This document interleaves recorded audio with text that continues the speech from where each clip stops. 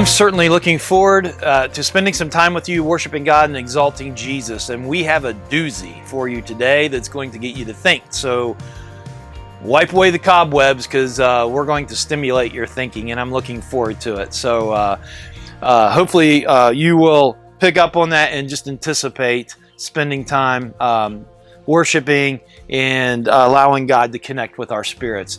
As we typically do, I'm going to read a call to worship found in Psalm 31, and I'm going to read verses 19 through the conclusion of that chapter. And I just love it. And let's use this as we prepare our minds and our hearts to engage God and encounter Him in a very, hopefully that we can encounter Him in a very intimate way. It says this: "How great is your goodness, that you have stored up for those who fear you, and accomplished in the sight of everyone of those who take refuge in you. You hide them in the protection of your presence. You conceal them in a shelter from human schemes, from a quarrelsome tongues. Blessed be the Lord, for He has wondrously shown His faithful love to me in a city under siege. In my alarm I said, I am cut off from your sight, but you heard the sound of my pleading when I cried to you for help. Love the Lord, all His faithful ones. The Lord protects the loyal, but fully repays the arrogant. Be strong and let your heart be courageous, all you who put your hope in the Lord." I hope today that we put our full hope and trust in God, in the Lord. And as we do, let's just sing to Him for a few moments here, our hearts, sing our praises to Him, lifting Him up, giving Him glory through song. And then let's spend a few moments in the teaching of His Word and then conclude with yet another song. Looking forward to spending time with you, worshiping with you, super excited about it, and I hope you are too.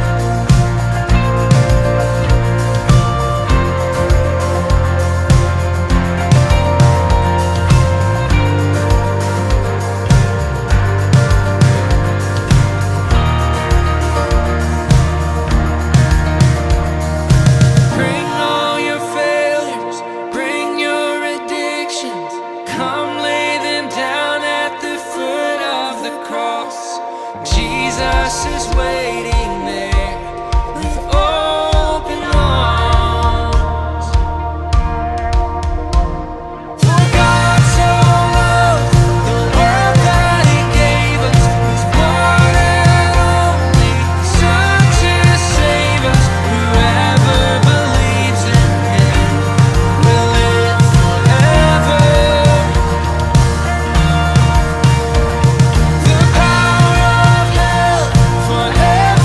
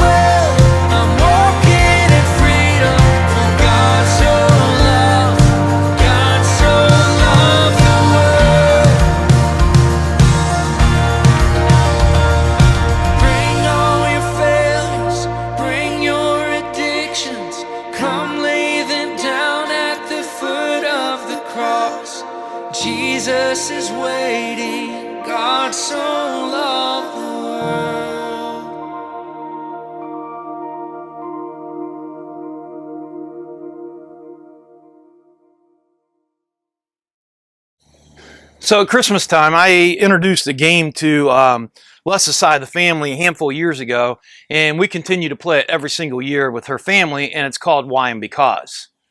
And with this game, maybe some of you have played this. This comes from my student ministry days way back in the day.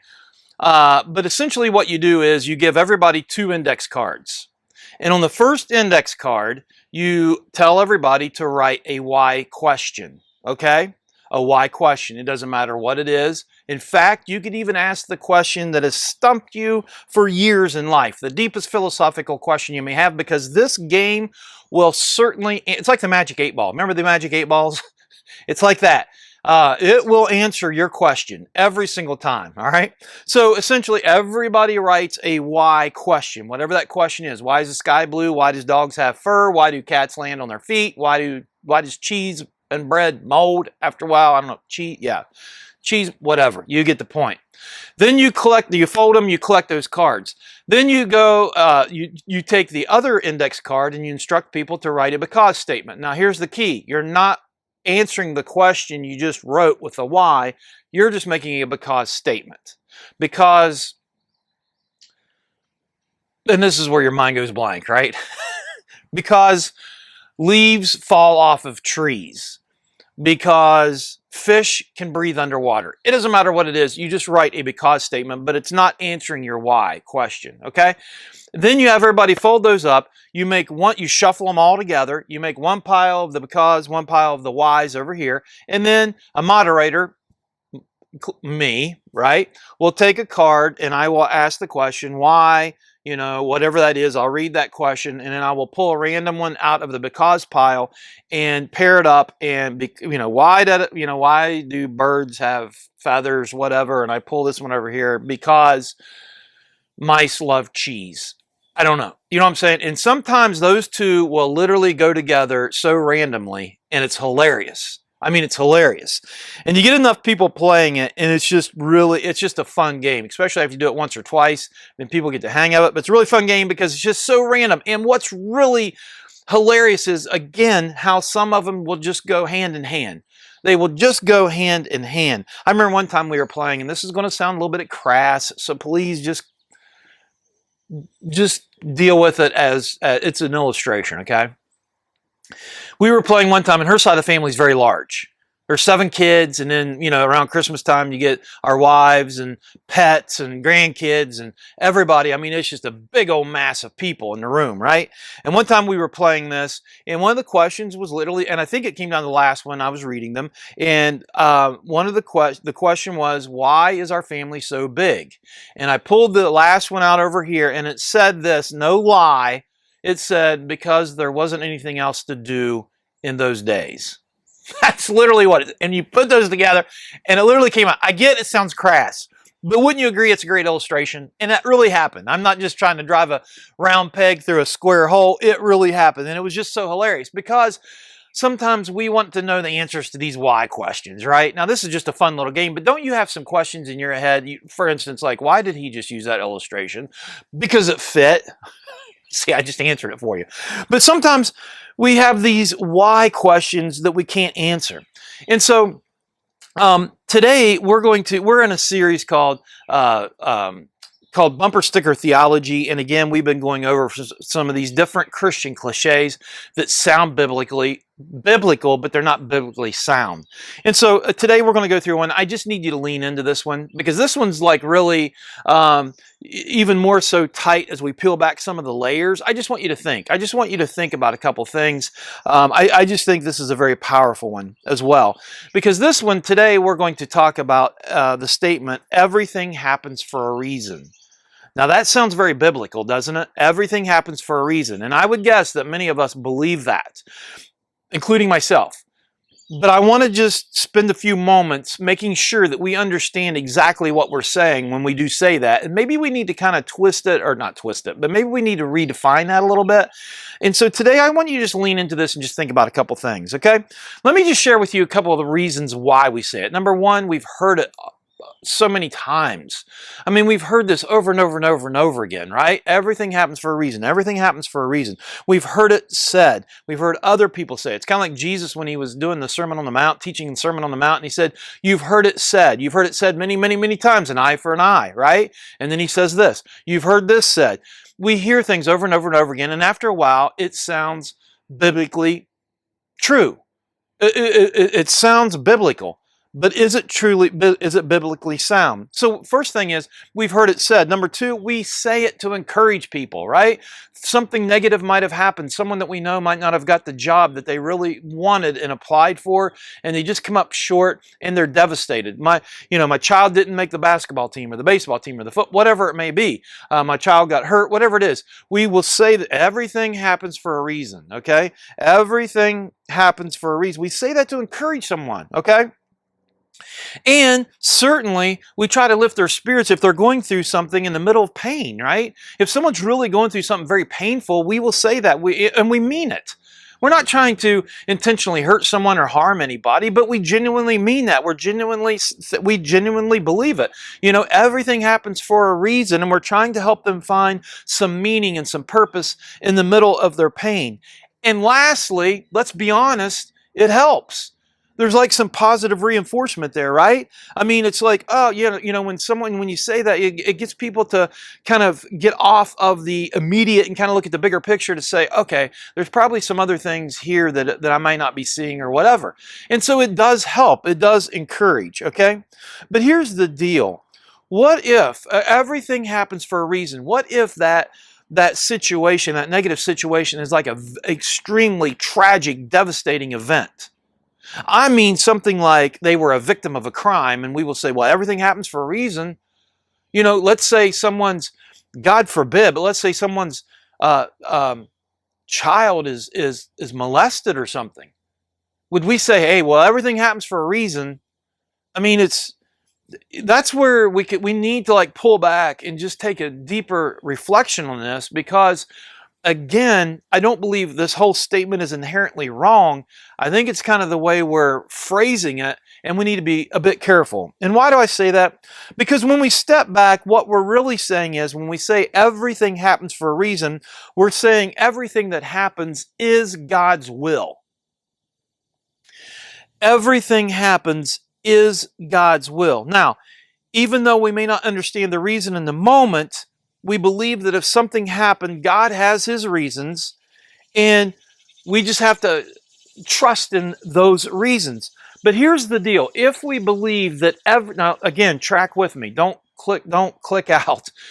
If everything happens for a reason, and we say that is God's will, that's called determinism. And this is something I want to introduce to you to get you to think about. There's two different ways to look at this, and I'll just go ahead and share the other one. You have two different ways we can look at this: determinism or dominion. Okay? Now, determinism says that every single thing that happens is God's will. Nothing happens without the determination of God. Okay, it kind of goes along. I think we would say this. We would say that God is in control. God is sovereign. And because God is sovereign, nothing happens, that's not out of His will. Now, we all would probably agree with that, but would you kind of agree with me that there's kind of a bit of a difference here between God determining something happening and God allowing something to happen? God certainly is in control. God certainly could stop certain negative things from happening, tragic events taking place, violent crimes, whatever it may be. God certainly has the power. He's in control. He's sovereign. He's sitting on His throne. He could certainly say no. But the question becomes, does He allow it? Does He allow things to happen? Or is it literally part of His will? Does He determine it? Do you see the difference? Determinism sounds very biblical, but it really puts all the onus on God per se, which it needs to be because He's in control. I get that, but it's like, if I could say it this way, all the blame gets shifted to God. If something negative, well, God made it happen.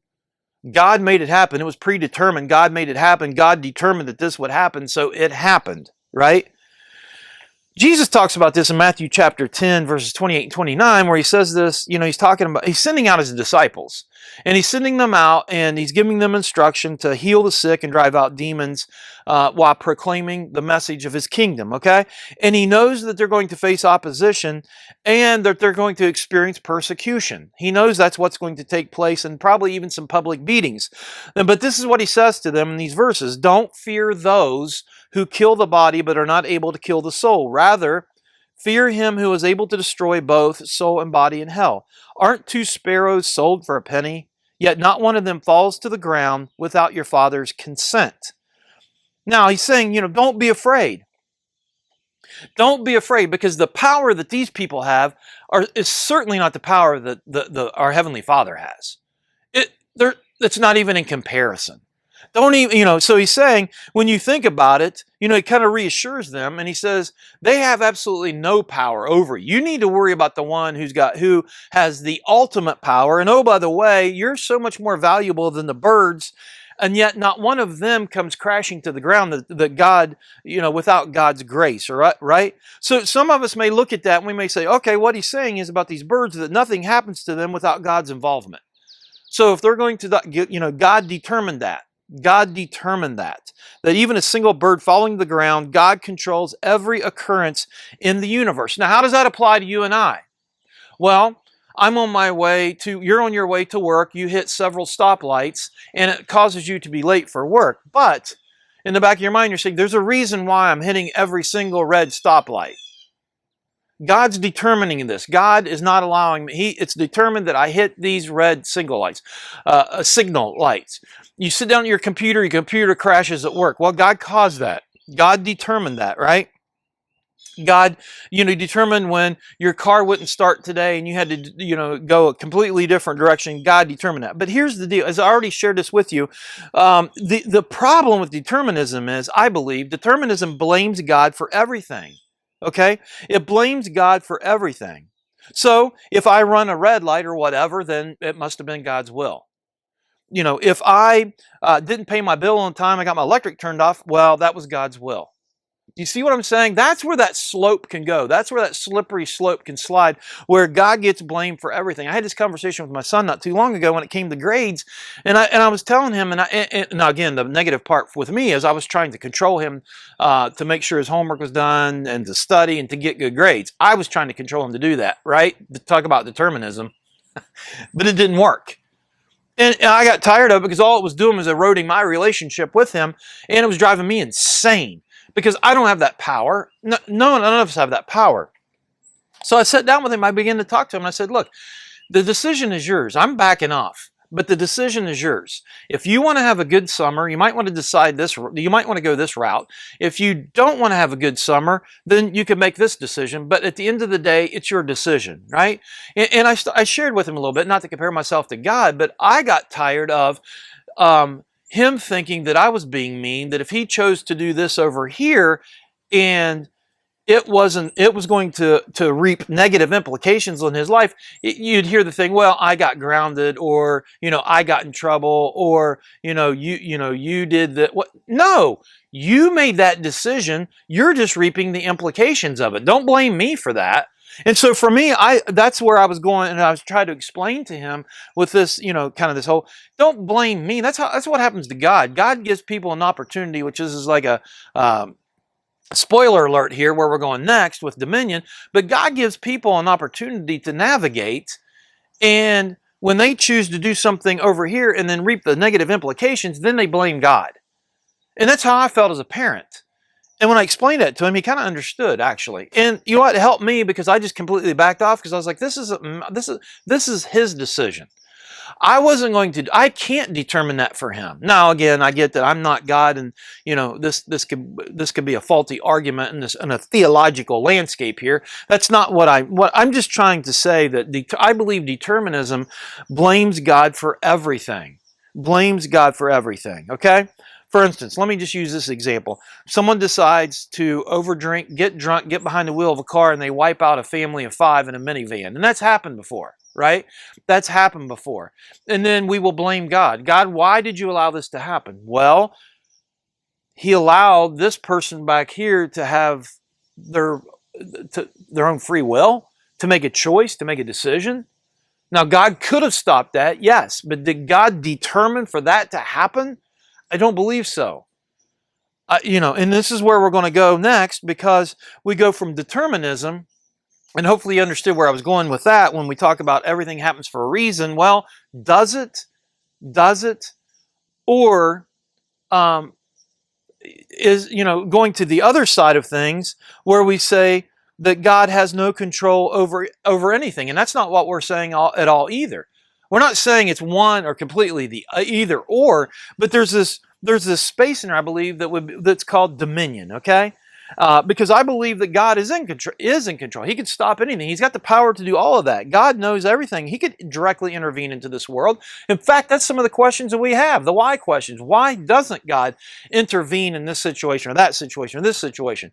And it's easy if we don't understand to just say, well, it's determined. Well, what if it's something different? What if it's like dominion? And let's think about this for a second. What if it's dominion? Because this is what we truly see, I think, within scriptures. If you go clear back to Genesis, we see the first picture of God giving dominion over to mankind, okay? In Genesis chapter 1, I'm not going to read the verses, but in Genesis chapter 1, verses 1 through 5, we read about God's creation. We read about how He created the world. He created everything, how He brought everything from chaos to order, all of these things. And He creates this magnificent place, the Garden of Eden, for man and woman. And He places them there. And He says, this is all yours except for this one thing, and I don't want you to eat of this one tree. Okay? And so He places them in this garden. And He gives them this, He says, you have dominion over all these things. I'm giving you dominion over all these things, which means which means you have power and authority. I'm going to give you dominion. I want you to rule. I want you to rule and oversee my creation, okay? And then in same chapter, Genesis 1, verses 26 through 27, when He creates human beings, and I already kind of jumped into this, but when He creates human beings, He creates them to rule over everything, have dominion, okay? The psalmist talks about this in Psalm 8, verses 4 through 8. He says, what is a human being that you remember him? A son of man that you look after him. You made him a little less than God and crowned him with glory and honor. You made him ruler over the works of your hands. You put everything under his feet, all the sheep and oxen, as well as the animals in the wild, the birds of the sky and the fish of the sea that pass through the currents of the seas.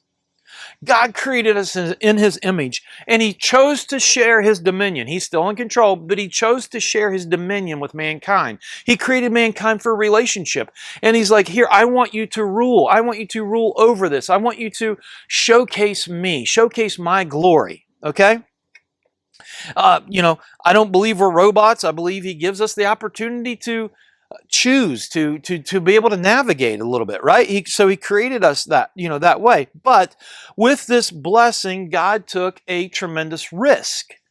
When we talk about dominion, when would people use their dominion that He gave them and entrusted them with to carry out His good order, to bring, to manage His creation and to bring about, again, to bring Him glory, or would they focus upon themselves? That was the risk.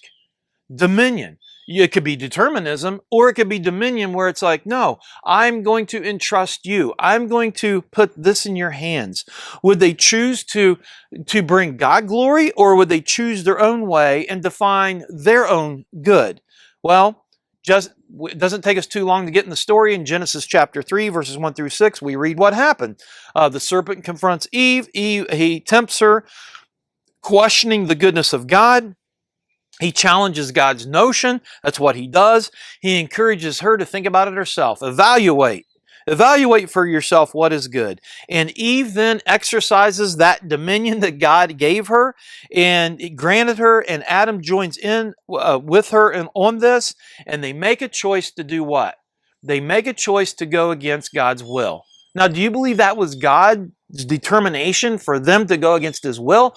Or do you believe that God entrusted them with this dominion and they made that choice on their own? So the reality that leads us, what can happen here is, the reality that it leads us to is that not everything that happens is God's will.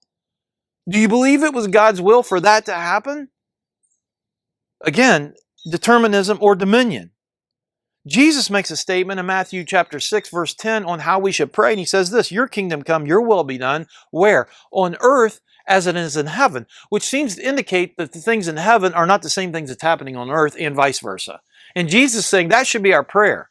Our prayer should be that everything that's happening here should happen here, which means there's some differences. So would we say that is God's will? So maybe not everything that happens on earth happens for a reason. God is not behind many of things that happens in the world, if you think about it. Again, as I shared with you, sometimes people exercise their dominion. They drink too much, they get behind the wheel of a car, and they take out another car. Was that God's will? Did that happen for a reason? I mean, we could say, yes, it happened for a reason because he drank too much back. But do you see what I'm saying? Or do we blame God for that? Is that determinism or is that dominion? Sometimes things happen, because people exercise their dominion, and they don't care if it hurts you. It's about them.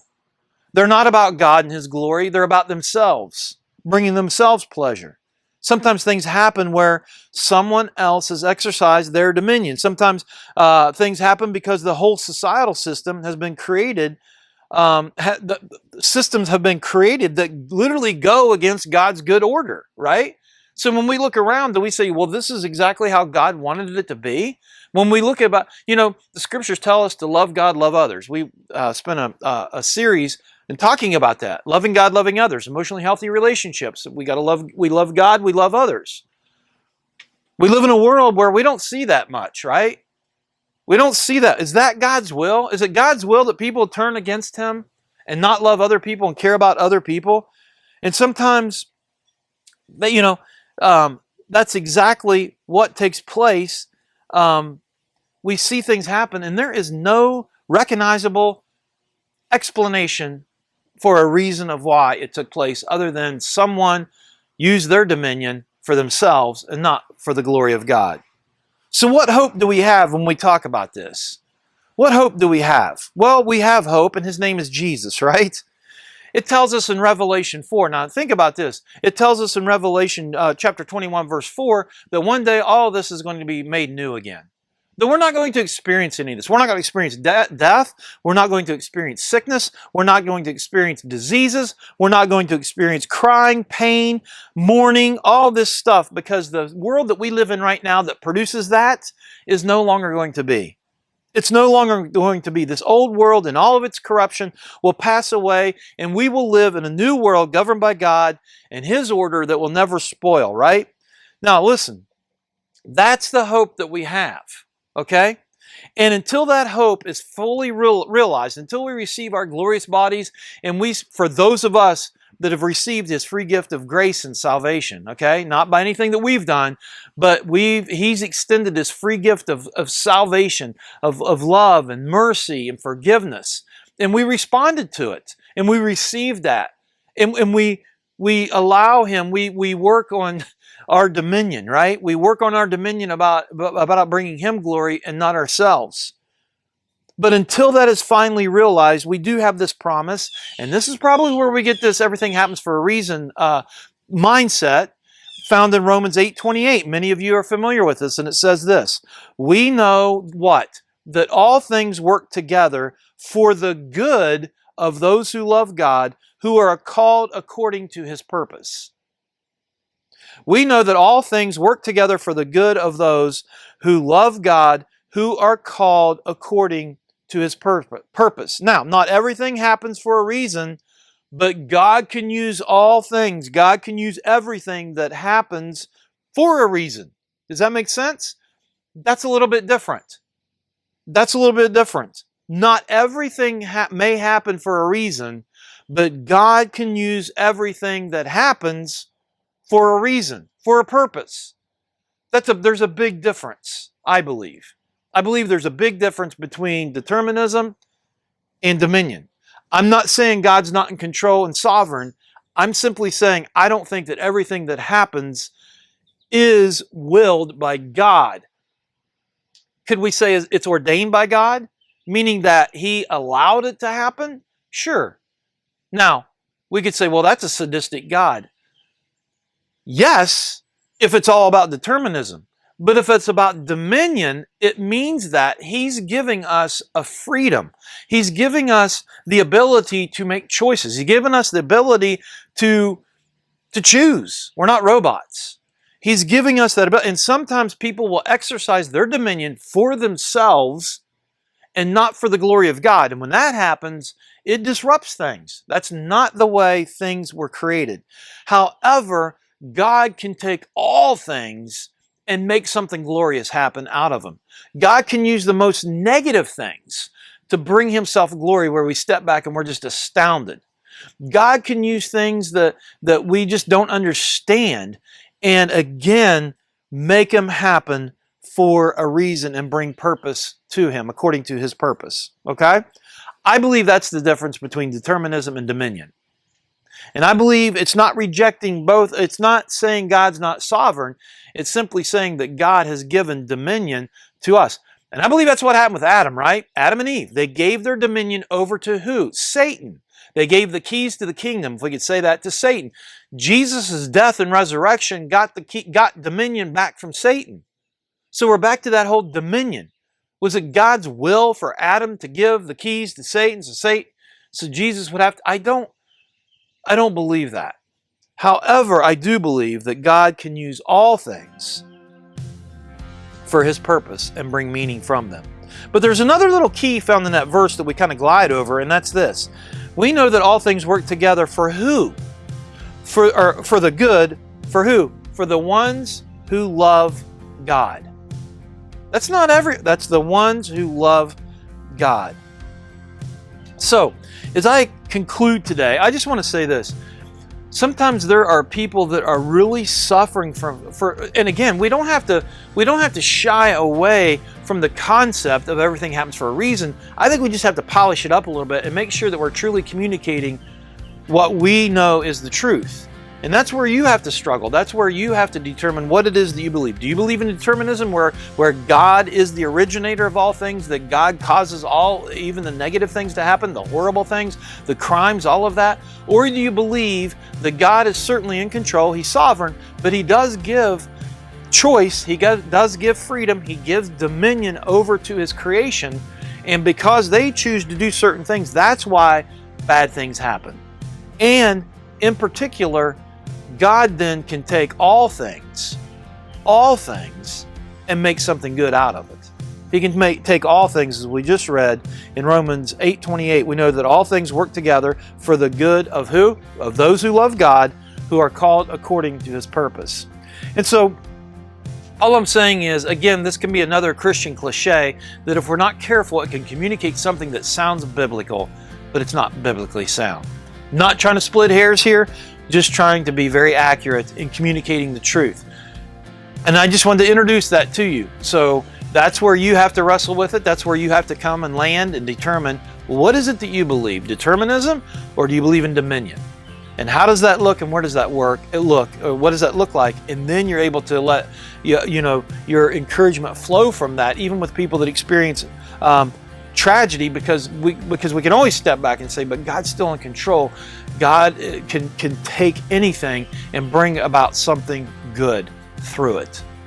I hope and pray that you just spend some time thinking about it this week and really challenge what you believe and why you believe what you believe. I hope you stick with us. We got one more week of this series called Bumper Sticker Theology. I've had a lot of fun with it, and I hope you just lean into this the following week as well. We'll see you then.